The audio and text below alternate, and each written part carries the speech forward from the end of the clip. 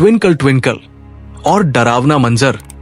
कहते हैं डर केवल कल्पना नहीं होता, कभी कभी वो हमारी आंखों के सामने जीवित हो जाता है।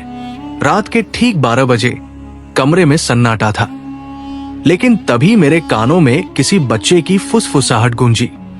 Twinkle twinkle little star, how I wonder what you are. मैं डर के मारे जड़ हो गई। आईने में अचानक एक बच्चा दिखाई दिया। उसने अपनी गर्दन मरोड़कर तोड़ दी और अपना सिर अपने हाथ में पकड़े मेरी ओर बढ़ने लगा। मैं जोर जोर से चिल्लाई, शुभम, मदद। लेकिन कमरे में कोई नहीं था। लाइट बंद थी, ऐसी भी बंद। लग रहा था जैसे दादी सच कह रही थी। बिस्तर के सामने आईना बिल्कुल भी सुरक्षित जगह नहीं है।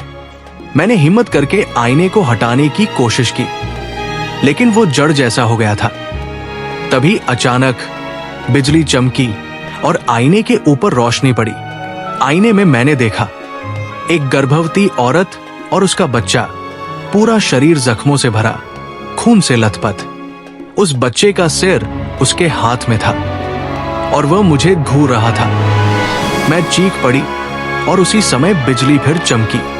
आईने के अंदर सब कुछ गायब हो गया।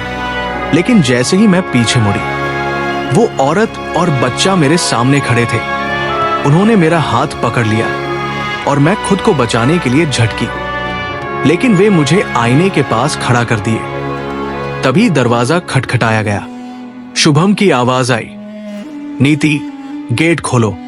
मैं थोड़ी राहत की सांस लेने लगी, लेकिन किसी ने मेरे पैरों को पकड़ लिया और मुझे गिरा दिया। मैं चीखती रही, शुभम, तुम्हें डराने के लिए नहीं छुपना चाहिए। लेकिन कमरे में कोई नहीं था। फोन से मैंने शुभम को कॉल किया। उसने बताया, मैं घर पर नहीं हूं, बसों की स्ट्राइक है। तो फिर कौन दरवाजा खटखटा रहा था और वो डरावनी आवाज कौन दे रहा था? मैं मजबूरी में कमरे में गई और फिर वही बच्चा और औरत आईने में मुझे घूर रहे थे। क्या होगा अब नीति का? क्या ये आईना सच में अतृप्त आत्माओं का घर है?